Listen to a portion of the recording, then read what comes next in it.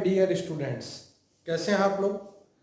तो last video की अगर हम लोग बात करें तो वहाँ हम लोग नेचर ऑफ फ्रूट्स डिस्कस कर रहे थे, जिसमें हम लोगों ने देखा कि जब भी हम लोगों को वो 6 वर्ड्स याद होंगे आप लोगों को, real, imaginary, equal, unequal, rational, irrational, integral roots, जब भी हम लोगों को इन 6 वर्ड्स की प्रॉब्लम में बात हो, या तो ऑप्शंस में गिवन हो या प्रॉब्लम में गिवन हो, तो हम लोग हमेशा नेचर ऑफ फ्रूट्स की तरफ मूव करेंगे।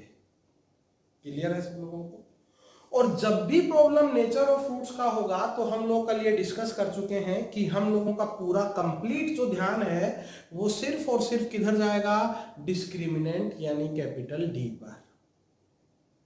डिस्क्रिमिनेंट हम लोग फाइंड करेंगे। डिस्क्रिमिनेंट का जरा एक बार फॉर्मूला बोलो तो। डिस्क्रिमिनेंट का क्या फॉर्मूला होता है, बी स्क्वायर माइनस 4ac। तो डिस्क्रिमिनेंट हम लोग कैलकुलेट करेंगे और डिस्क्रिमिनेंट के बेसिस पे जो रिजल्ट्स हैं वो हम लोग लास्ट 2 वीडियोस में पढ़ चुके हैं। आई होप कि आप लोगों ने वीडियोस को कंप्लीट देखा होगा, उनको लर्न किया होगा और रिलेटेड प्रॉब्लम्स अटेम्प्ट भी करी होंगी। आज वीडियो में जो आज का हमारा वीडियो है उसमें हम लोग अगेन नेचर ऑफ फ्रूट्स पर ही प्रॉब्लम अटेम्प्ट करेंगे, ताकि हम लोगों को थोड़ा सा और क्लियर हो कि ये होता क्या है। जैसे अगर मैं पहली प्रॉब्लम की बात करूं तो हम लोगों को एक इक्वेशन गिवन है, x into x minus 8 equals to n into n minus 10, और हम लोगों को बोला हुआ है कि this n is natural number. ये क्वाड्रेटिक इक्वेशन गिवन है हम लोगों को कि x into x minus 8 equals to n into n minus 10, और मेरे को ये पूछा हुआ है कि हमें possible values of n find करनी है if this equation has imaginary roots. हमें n कैलकुलेट करना है if this equation has imaginary roots. तो मैंने आप लोगों को बोला है कि हम लोग बोथ डायरेक्शन में उस फ्लो चार्ट को लर्न करेंगे जो हम लोगों ने नेचर ऑफ फ्रूट्स में पढ़ा है। तो हमें यहाँ इमेजिनरी रूट्स का नाम दिखाई दे रहा है, तो इमेजिनरी रूट्स दिखाई दे रहा है, इट मींस प्रॉब्लम जो है वो किसका है, नेचर ऑफ फ्रूट्स का है। ठीक है, इमेजिनरी वर्ड नजर आ रहा है, इट मींस प्रॉब्लम किसका है, नेचर ऑफ रूट्स का है। तो हम लोग इसका डिस्क्रिमिनेंट कैलकुलेट करेंगे। डिस्क्रिमिनेंट के लिए पहले हम लोग इसको क्वाड्रेटिक में अरेंज कर लेते हैं। तो अगर हम क्वाड्रेटिक में अरेंज करें तो यह हुआ एक्स स्क्वायर माइनस 8x, इन दोनों टर्म्स को मैं इधर ले आता हूं तो यह हुआ minus n square plus 10n equals to 0। अगर हम इसका डिस्क्रिमिनेंट लिखें तो वो होगा b square, b is minus 8 minus 4a and c, और हमें गिवन है कि रूट्स जो है वो इमेजिनरी है, इट मींस इसका डिस्क्रिमिनेंट कैसा गिवन है मेरे को, लेस देन 0। मैंने यहां से 4 कॉमन लेके गायब किया, जब 4 कॉमन लेके गायब किया तो ये 16 plus n square minus 10n हमारे पास रिमेनिंग रहा। 4 कॉमन आके कैंसिल हो गया है, हमारे पास पोलिनोमियल इनइक्वलिटी मिली। और हम लोग फंडामेंटल ऑफ मैथमेटिक्स में पोलिनोमियल इनइक्वलिटीज को सोल्व करने का मेथड डिस्कस कर चुके हैं। एक साइड ऑलरेडी 0 है, हाईएस्ट पावर का कोफिशिएंट पॉजिटिव है, हम लोग इसको लीनियर फैक्टर्स में ब्रेक करेंगे। नंबर लाइन पर हम लोग क्रिटिकल पॉइंट्स अरेंज करेंगे और यहां साइन डिसाइड करेंगे। हमें नेगेटिव रिक्वायर्ड है, नेगेटिव का मतलब यह हुआ कि जो n का पॉसिबल वैल्यू है वो कहां से कहां होगा, 2 से 8 होगा, और n नेचुरल भी है, तो वो बिटवीन 2 to 8 है एंड नेचुरल है। तो बताओ जरा पॉसिबल वैल्यूज क्या क्या होंगे, 3, 4, 5, 6 and 7। Possible values of n क्या क्या होंगे, 3, 4, 5, 6 एंड 7। 5 टोटल पॉसिबल वैल्यूज हैं। 2 एंड 8 पर यहाँ ओपन इंटरवल है। ओपन इंटरवल इसकी वजह से आया क्योंकि यहाँ सिर्फ ओनली लेस देन था। तो ओपन इंटरवल का मीनिंग भी हम पढ़ चुके हैं कि 2 एंड 8 जो है वो इंक्लूड नहीं होंगे। 2 एंड 8 यहां पर इंक्लूड नहीं होंगे, तो इसलिए टोटल 5 वैल्यूज ऑफ n जो है वो पॉसिबल है। क्लियर हुआ। हमने कैसे ये फाइंड किया कि प्रॉब्लम नेचर ऑफ फ्रूट्स का था, वो भी सबको क्लियर हुआ। हमें वर्ड दिखाई दिया यहाँ कौन सा, इमेजिनरी। चलो नेक्स्ट प्रॉब्लम पर हम लोग मूव करते हैं। नेचर ऑफ फ्रूट्स के ही प्रॉब्लम हम लोग आज के वीडियो में डिस्कस करने वाले हैं। कुछ प्रॉब्लम्स हम वो भी डिस्कस करेंगे जो ऑलरेडी जेईई में हमसे पूछे जा चुके हैं। जैसे नेक्स्ट प्रॉब्लम में लेता हूं, एक क्वाड्रेटिक हमें गिवन है a into b minus c x square plus b into c minus a into x plus c into a minus b equals to 0। ये क्वाड्रेटिक है, क्वाड्रेटिक इन एक्स है, x square का term है, x का term है और independent of x है। और हमें बोला हुआ है कि roots of this equation are real and equal. हम लोगों को ये बोला हुआ है कि इस इक्वेशन के जो रूट्स हैं वो रियल एंड क्या हैं, इक्वल हैं। अगर ऐसा है तो हमें प्रूव करना है कि b equals to 2ac upon a plus C होगा। ये हम लोगों को एक्चुअल में प्रूव करना है। जब हम लोग प्रोग्रेशन पढ़ चुके होंगे तो प्रोग्रेशन पढ़ने के बाद हमें पता चलेगा कि ये रिलेशन तब होता है जब a, b and c harmonic progression यानी HP में हो, ठीक है। लेकिन वो आगे की बात है। तो हमें याद रखना है कि ये रिजल्ट कब आता है, जब a, b, c किस में हो, हार्मोनिक प्रोग्रेशन में। अभी हाल फिलहाल बस हमें ये ध्यान देना है कि इस क्वाड्रेटिक के जो रूट्स हैं वो रियल एंड इक्वल है, तो ये प्रूव करना है। देखो जैसे ही हम लोगों का ध्यान इन दोनों वर्ड्स पे जा रहा है, एक बात तो क्लियर है कि प्रॉब्लम किसका है, नेचर ऑफ रूट्स का। क्योंकि यहाँ रियल एंड इक्वल रूट्स की वो हमसे बात कर रहा है। किसकी बात कर रहा है, वो हमसे रियल एंड इक्वल रूट्स की। तो प्रॉब्लम नेचर ऑफ रूट्स का है, मतलब हमें इसका डिस्क्रिमिनेंट कैलकुलेट करना चाहिए। ऐसा थॉट हमारे दिमाग में प्रॉब्लम को देखते ही आना चाहिए। लेकिन चूंकि ये प्रॉब्लम थोड़ा अलग टाइप का बना है, हम लोग डिस्क्रिमिनेंट से भी इसको सोल्व कर सकते हैं, लेकिन कैलकुलेशन का जो पार्ट है वो थोड़ा लेंथी हो जाएगा। तो देखो इसको मैंने किस शॉर्टकट मेथड से इसको अटेम्प्ट किया। अगर हम लोग यहाँ coefficient of x square check करें तो वो है ए बी माइनस ए सी। मैंने ब्रैकेट ओपन कर दिया है। कोफिशिएंट ऑफ एक्स अगर हम लोग चेक करें तो वो है b c minus a b. And constant part यानी इंडिपेंडेंट ऑफ एक्स चेक करें तो वो है ए सी माइनस बी सी।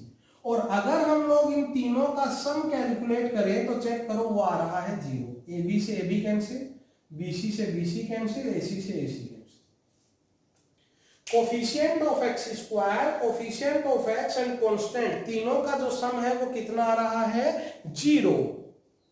और याद करो हम लोगों ने रिजल्ट पढ़ा था कल कि अगर a प्लस बी प्लस सी यानी coefficient of x square, coefficient of X and constant का सम 0 हो तो एक रूट तो 1 होता है और सेकंड रूट क्या होता है, c बाई a। मतलब इस इक्वेशन के जो रूट्स हैं वो एक तो 1 है और दूसरा c बाई a है। c बाई a का मेरा मीनिंग है constant upon coefficient of x square.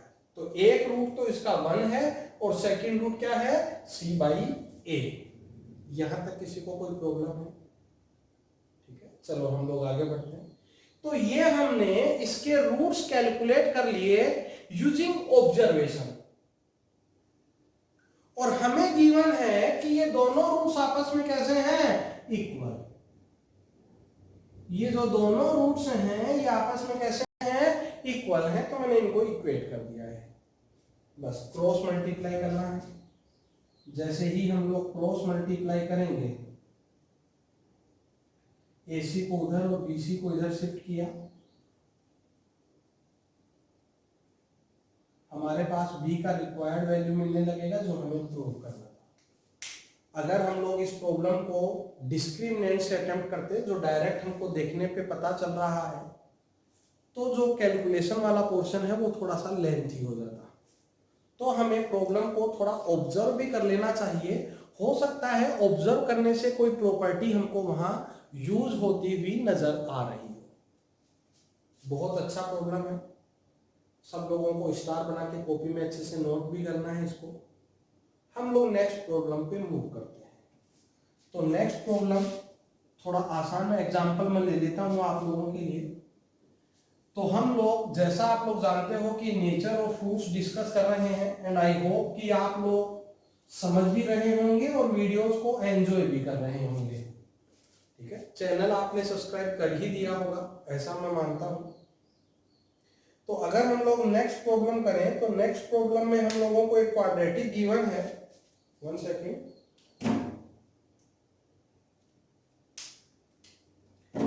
Next problem में हम लोगों को एक क्वाड्रेटिक गिवन है और वो है p minus 3 into x square minus 2px plus 5p equals to 0। ये क्वाड्रेटिक हम लोगों को गिवन है और हमें बोला हुआ है कि जो इसके रूट्स हैं वो रियल एंड डिस्टिंक्ट हैं। जो इसके रूट्स हैं वो कैसे हैं? Real and distinct. अगर ऐसा है तो हमें possible values of p calculate करना है कि पॉसिबल वैल्यूज ऑफ p जो है वो कितना होगा। ये हम लोगों का प्रॉब्लम है कि possible values of p calculate करना है, कितना होगा। तो हम लोगों को ये गिवन है कि जो रूट्स हैं वो रियल एंड डिस्टिंक्ट है।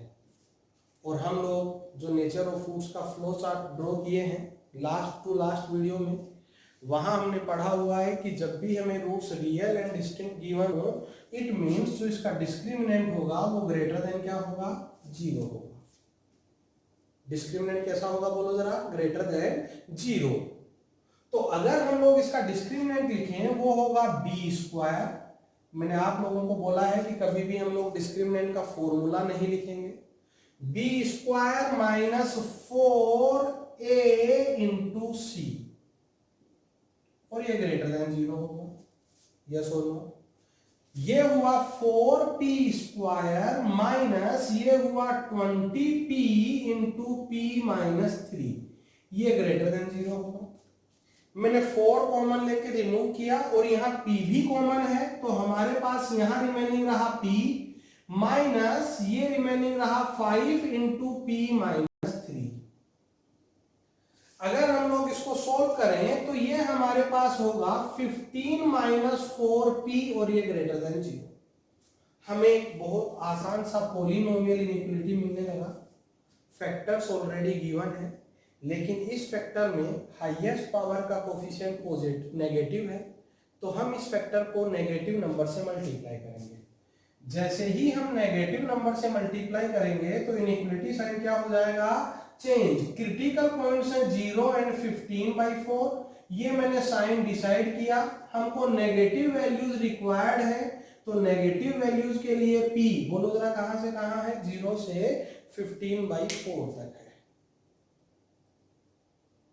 ठीक है, तो ये बहुत इजी प्रॉब्लम था नेचर ऑफ फ्रूट्स पे, जिसमें हमें गिवन था कि रूट्स जो हैं वो रियल एंड डिस्टिंक्ट है। जैसे मेरे को रियल एंड डिस्टिंक्ट ये वर्ड नजर आया, मैं समझ गया कि प्रॉब्लम नेचर ऑफ फ्रूट्स का है। इट मींस हमें डिस्क्रिमिनेंट कैलकुलेट करना था। हमने डिस्क्रिमिनेंट कैलकुलेट किया और वो ग्रेटर देन 0 हमें गिवन था। लीनियर इनइक्वालिटी, पॉलिनोमियल इनइक्वालिटी हमें मिलने लगी, जिसको हमने सोल्व कर लिया है। चलो एक और बहुत अच्छी प्रॉब्लम पे चलते हैं, जो जनरली कई बार हम लोग पीएनसी में या प्रोबेबिलिटी में भी अटेम्प्ट करते हैं।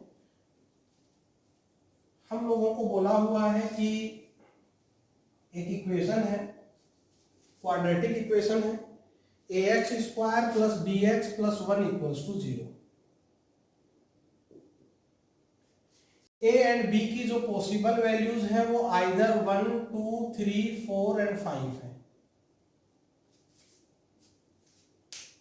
ठीक है, ax square plus bx plus 1 equals to 0 है, क्वाड्रेटिक गिवन है, और a और b की पॉसिबल वैल्यूज जो हैं वो आइदर 1, 2, 3, 4 एंड 5 है। तो हमें जो पेयर है a, b, ये हमें फाइंड करना है इफ इक्वेशन हैज, ये पेयर हमें फाइंड करना है if equation has real roots. तो अगर इस इक्वेशन के रियल रूट्स हो तो हम लोगों को ये पेयर फाइंड करना है कि a, b कितने डिफरेंट पेयर्स हम लोगों को अवेलेबल होंगे। तो सबसे पहली बात कि हमें रियल रूट्स गिवन है। रियल रूट्स का मतलब जो इसका डिस्क्रिमिनेंट है वो आइदर ग्रेटर देन और इक्वल्स टू 0 होगा, ऐसा हम लोग पढ़ चुके हैं। ग्रेटर देन 0 के केस में रियल एंड डिस्टिंक्ट होते हैं, इक्वल्स टू 0 के केस में रियल एंड इक्वल रूट्स होते हैं। तो यहाँ रियल रूट्स की बात हो रही है तो d greater than equals to 0 होगा। हमने इसका d लिखा b स्क्वायर माइनस 4ac, ये ग्रेटर देन इक्वल्स टू 0 होगा। हम लोग 4a को राइट में शिफ्ट कर रहे हैं, तो जो कंडीशन हमारे पास यहां से डेराइव होके आई वो कंडीशन ये आई कि जो a का वैल्यू है वो less than equals to b square by 4 होना चाहिए।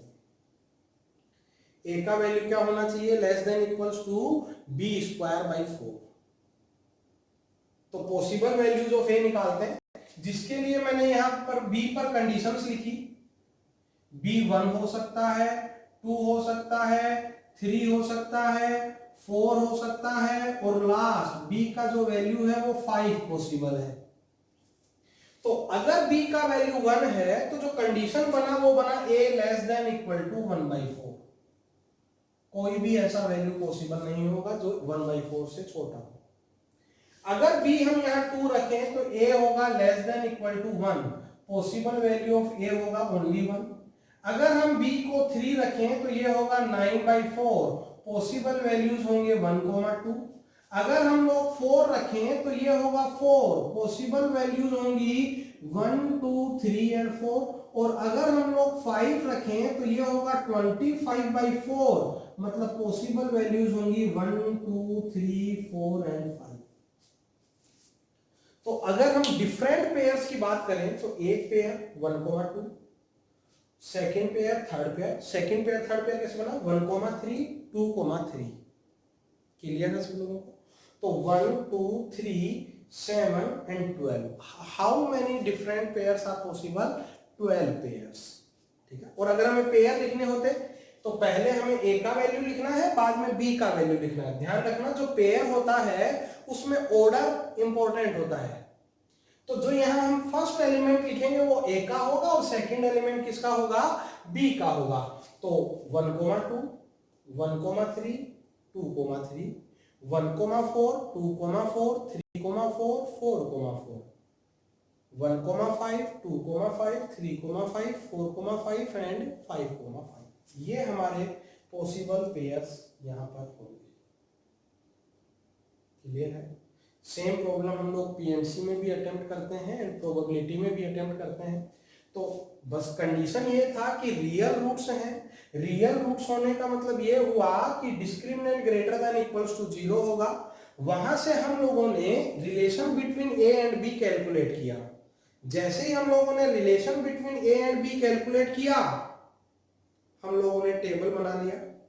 उस टेबल के अकॉर्डिंग जो है वो हमने वैल्यूज कैलकुलेट कर ली। चलो हम लोग एक और प्रॉब्लम पे मूव करते हैं।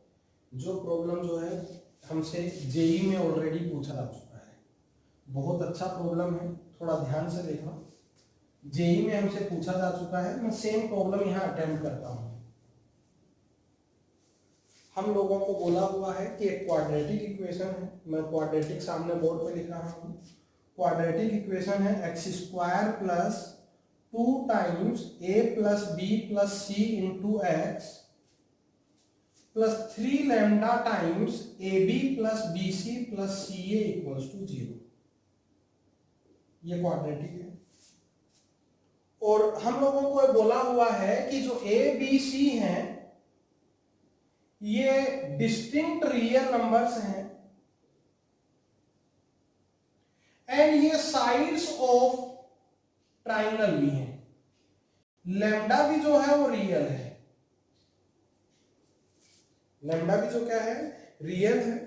और हम लोगों को ये बोला हुआ है कि जो एबीसी हैं वो डिस्टिंक्ट एंड रियल नंबर्स हैं and sides of a triangle है। और हमें ये भी बोला हुआ है कि roots of this equation are real. Roots of this equation are real. अगर ऐसा है तो हमें लैम्डा का वैल्यू कैलकुलेट करना है, जो थोड़ी देर में हमें एक्चुअल में प्रूव करना है कि लैम्डा लेस देन 4/3 होगा। ये हमारा प्रॉब्लम है कि लैम्डा जो है वो लेस देन क्या होगा, 4/3 होगा, ऐसा हम लोगों को प्रूव करना है। तो सबसे पहले हम यहीं से प्रॉब्लम को अटेम्प्ट करना स्टार्ट करते हैं। हम लोगों को गिवन है कि रूट्स जो है वो रियल है। रूट्स रियल होने का मतलब discriminant greater than equals to 0 होगा। हमने इसका डिस्क्रिमिनेंट लिखा, वो होता है b² minus 4ac greater than equals to 0। ये इसका डिस्क्रिमिनेंट है जो कि ग्रेटर देन इक्वल्स टू क्या होगा, 0 होगा। मैंने क्या किया, 4 तो कॉमन लेके कैंसिल कर दिया, ये वाला टर्म मैंने राइट में शिफ्ट किया और यहां मैं स्क्वायर ओपन कर रहा हूं। ये मैंने यहां a प्लस बी प्लस सी का स्क्वायर ओपन किया और जो ये वाला टर्म था सेकंड टर्म, इसको मैंने राइट में शिफ्ट कर दिया है। मैंने A B plus B C plus C A से डिवाइड किया। जैसे ही हम डिवाइड करेंगे तो हमको 3 lambda minus 2 less than equals to A square plus B square plus C square upon A B plus B C plus C A मिलने लगेगा, जिसको मैंने नंबर 1 बोल दिया है। डिवाइड करना, डिवाइड करने पर देखो ये कैंसिल आउट होगा, 2 मिलेगा, 2 को मैंने राइट में शिफ्ट किया है। तो 3 लैम्डा माइनस 2 जो है वो लेस देन इक्वल्स टू क्या होगा, A square plus B square plus C square upon A B plus B C plus C A. अब हम लोगों को ये गिवन है कि एबीसी जो है वो साइड्स ऑफ ट्राइंगल है। अब हम इस कंसेप्ट का यूज करेंगे। एबीसी क्या है, साइड्स ऑफ ट्राइंगल। और हमें मालूम है, हम लोग ऐसा ज्योमेट्री में ऑलरेडी पढ़ चुके हैं कि अगर साइड्स ऑफ ट्राइंगल है तो sum of any 2 sides always greater than क्या होता है, थर्ड साइड। अगर 3 साइड्स हैं साइड्स ऑफ ट्राइंगल, तो ऐसा हम लोगों ने ज्योमेट्री में पढ़ा हुआ है कि sum of any 2 sides always greater than क्या होता है, थर्ड साइड। तो मैंने ये ग्रेटर देन थर्ड साइड लिखा। मैंने क्या किया, इस रिलेशन को बोथ साइड सी से, इसको ए से और इसको बी से मल्टीप्लाई किया और सबको ऐड कर रहा हूं इधर। एक्चुअल में मेरा टारगेट ये है कि ये 6 टर्म्स बनाना। मैं ये 6 टर्म्स जनरेट करना चाहता हूं, इसलिए मैंने इधर सी था तो बोथ साइड सी से, यहां बोथ साइड ए से और यहां बोथ साइड बी से मल्टीप्लाई करके इनको ऐड कर रहा हूं। ऐसा भी हम लोगों ने सीखा हुआ है कि इनइक्वलिटीज को ऐड करना पॉसिबल है, सब्ट्रैक्ट करना डायरेक्ट पॉसिबल नहीं है। ऐड हम लोग डायरेक्टली कर सकते हैं लेकिन सब्ट्रैक्ट डायरेक्टली पॉसिबल नहीं होता है। तो जैसे ही मैं ऐड करूंगा 2 times A B plus B C plus C A, वो ग्रेटर देन मिलेगा A square plus B square plus C square. यहां से हमें मिलेगा A square plus B square plus C square upon A B plus B C plus C A is less than 2। ये हमारा relation number second है। First और second को check करो। देखो, सपोज करो it is X less then Y है and Y less than Z है। एक्स वाई से छोटा है और वाई जेड से छोटा है। तो बोलो जरा, क्या एक्स जेड से छोटा होगा क्या? दोबारा सुनो, एक्स जो है this value is less than this Y, इसको मैं वाई बोल रहा हूं, and Y is less than 2। तो it means X less than क्या होगा, 2। तो जैसे ही हम लोग x को लेस देन 2 करेंगे, यहां से हमें लैम्डा लेस देन क्या मिलने लग जाएगा, 4/3। लैम्डा लेस देन कितना मिलने लग जाएगा हम लोगों को, 4/3। तो इस तरह से हम लोग नेचर ऑफ फ्रूट्स की प्रॉब्लम को अटेम्प्ट करते हैं। एक और बहुत अच्छा प्रॉब्लम हम लोग अटेम्प्ट करते हैं आज नेचर ऑफ फ्रूट्स का। फिर जो हमारा नेक्स्ट वीडियो होगा उसमें हम लोग कंडीशन फॉर कॉमन रूट्स जो है वो डेराइव करेंगे। ठीक है, हम लोग नेक्स्ट वीडियो में क्या डेराइव करेंगे, condition for common roots. Nature of fruits को हम लोग एक और एग्जांपल की हेल्प से कंप्लीट कर देते हैं। बाद में आप लोग कोई भी रेफरेंस बुक लेके या किसी भी कोचिंग का स्टडी मटेरियल आपके पास हो, आप उसको सोल्व जरूर करें, है ना। प्रैक्टिस करना कंपलसरी है, विदाउट प्रैक्टिस ये सब जीरो हो जाएगा। समझ पा रहे हैं? चलो एक और प्रॉब्लम हम लोग अटेम्प्ट करते हैं। A square plus B square into x square minus 4 ABCD into x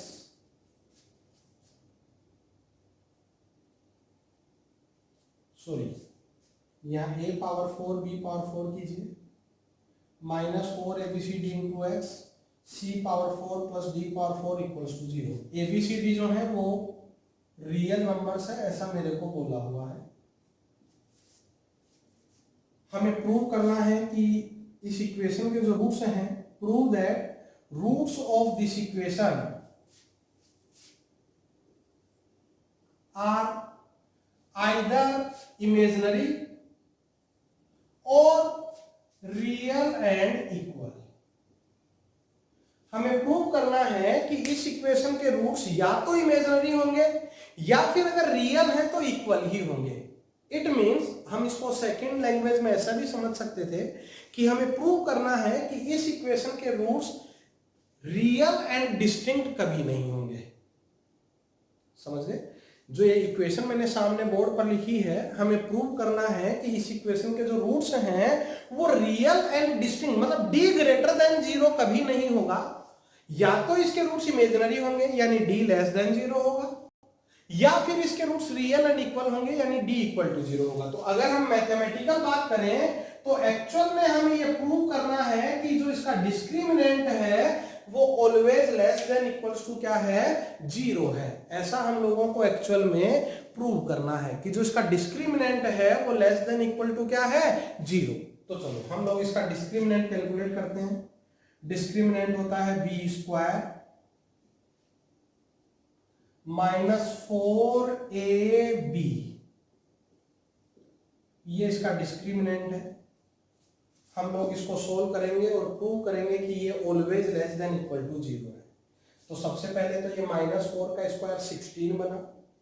16 में मैंने यहाँ 4 कॉमन ले लिया है, या मैं -4 कॉमन ले लेता हूँ। जैसे ही मैंने -4 कॉमन लिया तो ये नंबर पॉजिटिव हो चुका है। मैं इन दोनों ब्रैकेट्स को मल्टीप्लाई भी कर रहा हूँ। मैं इन दोनों ब्रैकेट्स को सिंपली क्या कर रहा हूँ, मल्टीप्लाई। और यहां 16 था, प्लस का 16, -4 हम कॉमन ले चुके हैं तो हमारे पास यहां -4 रिमेनिंग है। बोलो यस और नो।